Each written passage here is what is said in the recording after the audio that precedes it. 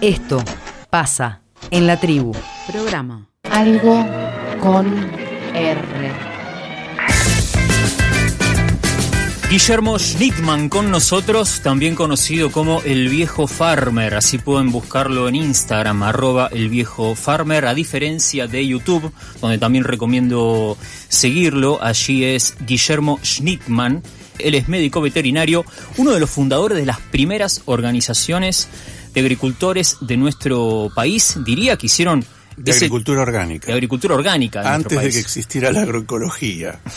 Por eso lo del viejo farmer. Agricultor orgánico, escritor y divulgador, voy a agregar yo. Gracias por venir, Guillermo. No, gracias a ustedes. Bueno, vamos a hacer un poquito un viaje. Me interesa ir, recién lo charlamos un poco fuera del aire de tus orígenes, pero hay un hito importante para la agricultura orgánica en general, y para vos, que es en los años 70 cuando te fuiste al campo, o volviste al campo. Contámelo vos, me interesa saber el contexto en el que decidiste eso y por qué te fuiste para allá. Yo me enamoré del campo mucho antes de los 70, en otro campo que estaba sobre el río Mocoretá, que quedó totalmente inundado por la represa Salto Grande, para hacer energía hidroeléctrica, ¿no? Años después me fui a estudiar agronomía. Yo quise estudiar agronomía. Hice el ingreso en la época de Cámpora, un despelote bárbaro, principios de los 70. Yo fui a estudiar agronomía, el curso de ingreso era el mismo para agronomía y para veterinaria. Y cuando vi a mis futuros compañeros, los que iban a ser agrónomos y los que iban a ser veterinarios, dije, no, yo no me parezco a estos tipos, a esto que yo quiero ser. Ya que estoy acá, voy a seguir veterinaria, me gustan los animalitos, está relacionado con el campo, sí. Y seguí viaje por el lado de veterinaria. Y en un contexto muy difícil, en el que desaparecían compañeros, claro, en el que uno se enteraba del destino de los compañeros, en el que uno venía también, en mi caso, de una militancia política ya en la secundaria, que abandoné en la facultad porque se hizo una disrupción muy grande. Digamos que el hecho de irme a vivir al campo antes de terminar la carrera, o sea, yo terminé la carrera ya unos años después de haberme ido a vivir, fue en parte como refugiado, claro, un autorrefugiado interno. En vez de exiliarme en otro país, me busqué un exilio interno. Claro. Bueno, lejos de esas imágenes de prosperidad que compartías vos de la infancia, incluso también en un contexto bastante distinto de esos primeros años de los 70, estamos en un presente que vos un poco lo caracterizás tomando el concepto de policrisis que está circulando un poco para pensar este tiempo. Me interesa, al menos a trazo grueso, saber de qué está hecha para vos esa policrisis y por qué decís que estamos en un umbral de transición. Bueno, vamos a hablar un poquito de la policrisis. ¿Qué es la policrisis? Es una serie de crisis que tienen como trasfondo un contexto ambiental. Yo empiezo caracterizando la policrisis con un contexto ambiental, que empieza con la aceleración del cambio climático, porque no es simplemente que hay un cambio climático, sino que la curva es así, es ascendente, se está acelerando el cambio climático. Es más rápido de los peores pronósticos que había. Y lo estamos viendo, además, no hace falta que nos lo cuenten los que no nos lo quieren contar de los medios hegemónicos, no lo busquen por ahí porque no lo van a encontrar, esto se está ocultando. Esto parece conspiranoico, ¿no? Pero no lo es. No. Hay un aumento de contaminación, islas de plástico, bueno, ¿para qué les voy a abundar en esto? Hay un tema de agotamiento de recursos, que después vamos a volver sobre esto porque esto es fundamental para entender la policrisis y el avance de las ultraderechas. Y hay una disminución drástica de la biodiversidad a expensas del aumento de seres humanos y de animales que utilizamos los seres humanos para comer. O sea, hace 10.000 años, cuando comenzó a comienzos de la era en que se empezó a hacer agricultura y ganadería, lo que se conoce como el Holoceno, porque es una época que después de la última gran glaciación el clima se estabilizó y se permitió asentamientos permanentes, producir alimentos, almacenar alimentos, también después vamos a volver sobre este tema si quieren. la proporción era que había 99% de animales salvajes, mamíferos, sobre todo terrestres, silvestres, y el ser humano estaba reducido a 1%. En la actualidad hay un 36% de seres humanos, hay un 60 y pico % de animales que usamos para comer, y hay un 1% de animales silvestres. O sea, se invirtió la relación, y eso lo hicimos nosotros. Claro. Eso no es un hecho natural, ni un ciclo, ni nada parecido. Eso es antropogénico 100%. Sí. Por eso muchos hablan ya, en vez del Holoceno, del Antropoceno, claro. La época del hombre, el planeta de los humanos. Es decir, un planeta totalmente configurado por el ser humano. Y a servicio de. Y al servicio de. Supuestamente. Porque tampoco es tan así. Y ya hablando en sí de la policrisis, hay yo hice un decálogo de la policrisis para ponerlo en mi muy podcast. Bien. Buena sistematización. Sí, bueno, eso es lo que te trae la facultad a veces, muy ¿no? O sea, no es que te traiga mucho más que eso, pero poder sistematizar el pensamiento. Ordenamiento, sí. Sí. Y hice un decálogo. Está un poquito basado también en el último libro de Maristela Svampa, que se llama Policrisis. Sí. Ojo, yo este podcast no lo hice porque salió el libro de Maristela, sino que coincidió, y somos amigos con Maristela. ¿Te hizo algún reclamo o no? No me hizo ningún reclamo. Entonces está todo bien. No, y además el decálogo también difiere en algunos puntos. Okay. El primer punto que yo destaco es la desigualdad. O sea, el aumento de la desigualdad entre los más ricos y los más pobres.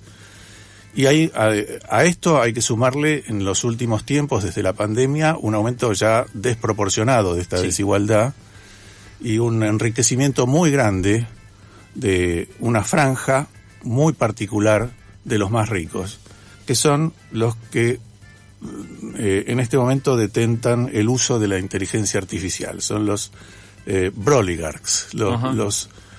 Broligarchs es una palabra en inglés de bro, porque ellos son tech bros, o sea, se autodenominan hermanos en la tecnología. Y oligarchs, bueno, de oligarcas. Sí, sí. Hay una gran concentración, entonces, del poder y del dinero, que es básicamente lo mismo. Hay también un aumento en el consumo de energía. Estamos consumiendo 2% más cada año en los últimos 2 años. Venimos consumiendo un 2,2% más de energía, en vez de menos.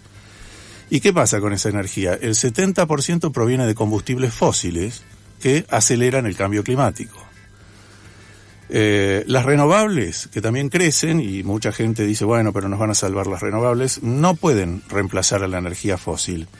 Esto es hay un metabolismo social muy exacerbado, y por eso la transición energética es imposible con este metabolismo social. O sea, para hacer una transición energética a combustibles no contaminantes, habría que tener un metabolismo, habría que bajarle el metabolismo al consumo humano. Claro, se entiende. Estamos consumiendo demasiado. Y hay otros problemas más también que hacen que ese 70% de combustibles fósiles no sea fácil de reemplazar. Las industrias principales, que son la petroquímica, la fabricación de fertilizantes, la fabricación de cemento, la fabricación de plásticos, todas dependen de combustibles fósiles. No hay ninguna energía renovable que sea capaz de sustituir eso. Entonces hay que cambiar toda la matriz productiva, lo que llamamos normalmente producción y consumo, es decir, todo el esquema de producción y consumo de la humanidad. No es tarea fácil. Te voy a hacer un punto ahí. Sí. Estamos escuchando a Guillermo Schnittmann, también conocido como el viejo farmer.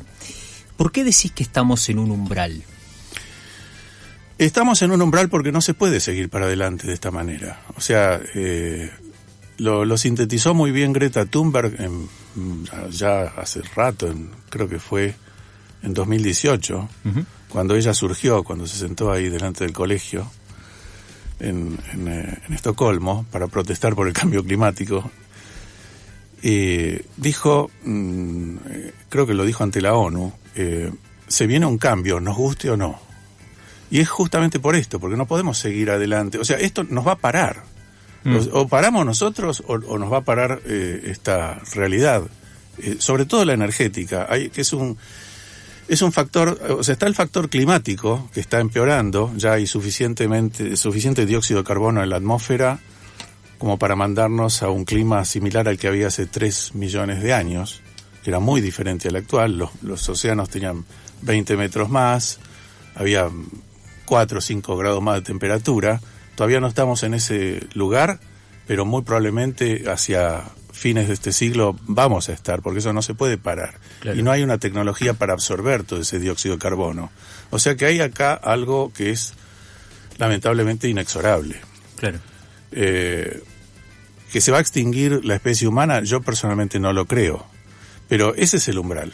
El umbral es claramente un lugar que, o sea, estamos viviendo en una situación en que ya lo que viene para adelante no va a ser una extrapolación del pasado conocido, sino que estamos ingresando en lo que dijo un señor, el presidente de la ONU, en territorio no cartografiado, es decir, en un terra incognita. Uh-huh. No sabemos cómo es lo que hay después de ese umbral, pero sí sabemos que hay un umbral.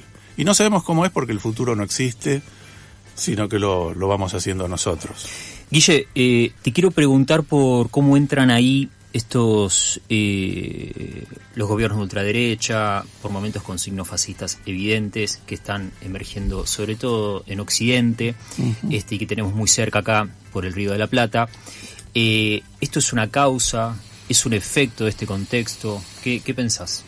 Las ultraderechas lo que hacen es acelerar y agravar estas crisis de las que estuvimos hablando.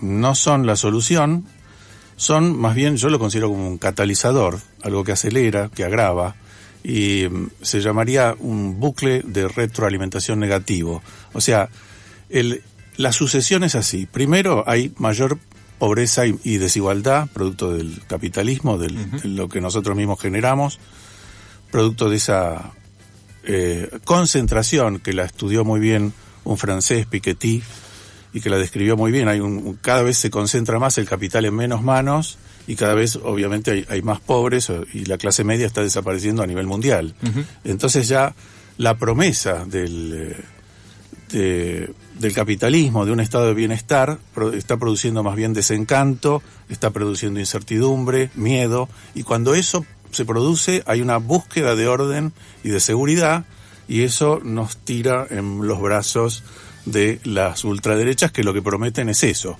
es la vuelta a un pasado glorioso que, por lo que venimos diciendo antes, no va a ocurrir. No hay ningún pasado glorioso que se pueda reproducir hacia adelante.